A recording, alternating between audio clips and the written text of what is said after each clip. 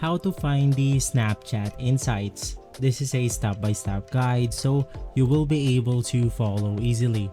Now let's go ahead and open up our Snapchat account right here because we have to do something first before we proceed to the insights of our Snapchat.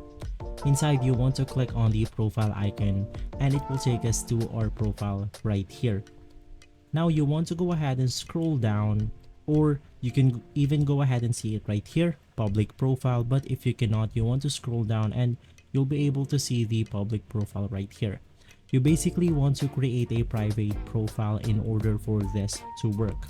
Right after creating a private profile, you then want to navigate through the profile.snapchat.com, or this is the business.snapchat.com.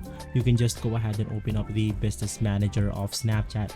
Inside, we can then go ahead and log in our account, choose the account that we want to go ahead and view inside this website. In my case, I'll go ahead and select my public profile account, and inside we have the insights button. So guys, if this video has been helpful for you, please consider by liking and subscribing. I'll make sure to see you again next time, and as always, thank you.